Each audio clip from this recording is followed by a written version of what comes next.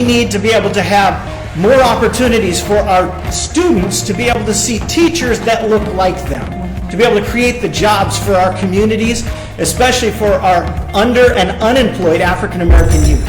I was the CEO of the Antioch Chamber of Commerce, and one of the proudest things that I have is, as my endorsers, I have local Antioch business owners, especially African American business owners who are succeeding and excelling right here in Antioch. Tunde of Afrique Restaurant, Travell of Tea's Southern Kitchen downtown, Marcy of Fit Boot Camp, are some of mine, Raymond of UPS Store, are African American business owners that are excelling right here in our community, and I've been able to work with them and help them. And if we want to expand, we've got to have small business owners be able to excel right here. But I care about businesses, and I care about black businesses. One of the first things that I did when I became mayor was found out that Marcus Malou of Malou Fitness was going to be leaving Antioch for Oakley. He called me up. I went over to Oakley. I looked at the new place. I said, give me some time. Let me make some phone calls and find you a place. We found him a place at Summersville Town Center. It's been phenomenal because I didn't want to lose what he was doing for the youth of our community. I love the relationships that I have with our community members of color that are running businesses in Antioch. My support for them, my help of them, and my struggle for them right now as they struggle to be able to stay in business because of COVID. It is important that we support all businesses, but especially those black businesses, because it's the opportunity they have to be able to hire our youth, to be able to drive for jobs for all of our youth, to be able to see those mentorships, to be able to see the opportunities, to be able to have our youth be able to see what they can become and what they can do. And we've got to grow that. We've got to support that business in town. We've got to see it beyond restaurants. We've got to see it expanding into, there's so many geniuses in our community coming out of our schools. We've got to help them see that they can truly be the next entrepreneurs in our community. And that's what I've done as the Chamber of Commerce. That's what I've done as the mayor, and I will continue to do as your mayor. As we go through and support, I have been working with this school district to be able to create work-based learning opportunities through the Chamber of Commerce and also my direct relationships with the school district, to be able to give our youth opportunities to be able to find that relevant information as to why the things they're learning actually mean something to them, to be able to give them the opportunities to be able to go out to our businesses, to be able to put into place the things that they're learning. And so I'm working with that. Last year we created over 2,000 opportunities for our high school students to interact with businesses in our community. And we continue to do that. And that's part of the relationships that I do have with our school district.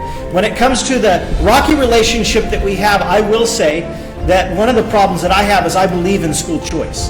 And so in school choice, we have school choice. Whether you want to believe it or not, we have school choice right now. We have school choice for those people that have money. They get to choose to send their school kids to private school. They get to choose to take their kids with them to work and have them educated in another community. But those low-income students in our community don't have that same school choice. And so I'm for school choice. And so the rocky relationship that came out was because that I was fighting for our students instead of our teachers. I was fighting for our students to be able to have that same opportunity to be able to choose to go to the best schools. And I did take some punishment because I stood for our children during that time. And I will always stand for our youth over our teachers when it comes to that opportunity to be able to have choice. Some of our young students that are leaving Antioch to go off to colleges don't want to come back. We need to create a community that they want to come back to, that they want to give back to, so that as they go off to college and get those degrees and become teachers, they want to come back and teach in this community, because we need more of them to come back and to be examples and mentors for the kids in our community. Police reform has been talked about for a long time.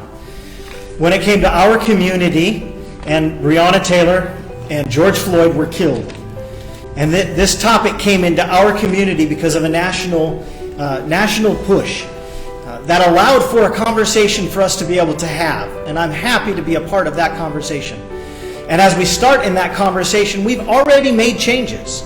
We started with 8 Can't Wait, where my opponent came out and said that there was only 2 that we had implemented, which was just false. We have implemented 6 of the 8, including banning chokeholds. And so we're already moving in the direction of 8 Can't Wait and doing those things. When it comes to racial bias training, we are looking at and working with members of our community to increase the training that's going on for social justice and cultural sensitivity to our police officers. That we're in that. And when it comes to our chief Tammany Brooks, we have hired the first African American chief in our community ever. And he has come in with a goal of introducing community policing. He grew up in the Sycamore area on Lemon Tree. When he was an officer, a patrol officer in our community, he was a community police officer in the Sycamore area. And when he became our chief, he wanted to add and increase the community policing that was taking place in our community. But he said in order to have that happen, he needed to increase the size of the police force. That the patrol officers that we had on the time could only respond to all the calls, and we needed enough officers so that there could be those that were given beats and able to focus on areas. We've been able to do that. We've been able to add community policing into our paradigm and what they're doing and the work that he's doing. When it comes to this conversation, when it came to this conversation, the conversation was, should we have a quick little ad hoc committee that has a quick little discussion? And the conversation was so large. We had 800 participants in our city, about 50-50 saying we want this, we want that. And it came to an opportunity for us to be able to have a larger conversation. We're putting our money where our mouth is, meaning we didn't just, all our other cities had one meeting. They had a meeting, they talked, and it was over. We're putting over $100,000 into hiring a nationwide mediator that can come in, has worked in Charlottesville, Spokane, Washington, Las Vegas. They've worked in communities of racial divide to be able to bring people together. And so we're bringing that kind of a firm in here to be able to have those conversations, to be able to talk to our nonprofits, to be able to talk to our churches, to be able to talk to those people in our community who have not felt heard for things. I think it'd be phenomenal for us to be able to have the Boys and Girls Club.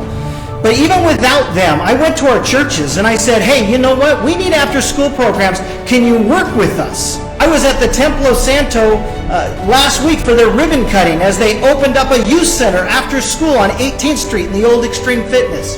Something that I've been working with Pastor Jorge Navarrete for the last 3 years to be able to get to the point where we have after school programs for those people in 18th. I've been working with our local pastors to be able to improve the opportunities that cost no money to us to be able to have opportunities for our youth, and I've been driving that. Now when he says, Councilmember Thorpe says that the community center, that's his vision. We were on the Youth Services Ad Hoc Committee together. That's our vision. I'm not going to let him take that as a vision. See, we have a community right now that keeps our shoes in the box. The community center, the soccer field, you name it, our community is kept in a box. It needs to be opened up and utilized. And I will fight for, and I've been fighting for, opening these things up, whether it's our school opportunities at the schools, or the soccer fields, or the community center. These places need to be places that our youth feel accepted at. They feel welcomed at. And so we've hired a youth services director to be able to, who understands youth, to be able to work with pushing that facility. We're looking right now, we're going through the hiring process of a new Parks and Rec coordinator, which is needed to be able to change the whole philosophy and everything that we're doing for our youth. And so on and so forth. And so I lost my train of thought. So the question was that what was brought to us was an opportunity for a $750,000 grant. That was either money that we were going to either take or money that we weren't going to take. There was an opportunity there to be able to, and our chief had been looking for opportunities or grants for quite some time to be able to add SROs into our schools. And so when he found that opportunity to be able to come, I see a great opportunity to be able to, especially during this time, create relationships between our police officers and our students, to be able to bridge that gap, to be able to move forward in a way that helps our youth to be able to understand our police officers, and our police officers to be able to understand our youth. One of the biggest problems in society is that we don't understand each other. We've got to come together. We've got to make relationships. Now, as that goes, it's very important who those SROs are, because not all police officers will make good SROs. And so that as we choose who the SROs are, the parents and the students have got to be involved in that decision-making process. so that they feel like there's somebody on campus that they can relate to, that they can have a relationship with. It gives us the opportunity at our sporting events to be able to have more safety. I'm the only one in any of our elected positions that have kids on campus. I have two. I have a sophomore and a senior at Deer Valley High School. My kids have gone to Antioch Unified School Districts. I care about our schools. I don't feel that our schools are unsafe. I did not vote for that because all of a sudden I feel unsafe about our schools. I did it because I care about the relationships. And I think those relationships are important. If we're going to move somewhere in the next 10 to 20 years, those relationships have got to be made. This is an opportunity for us to be able to say where we want to take Antioch, where we want to go.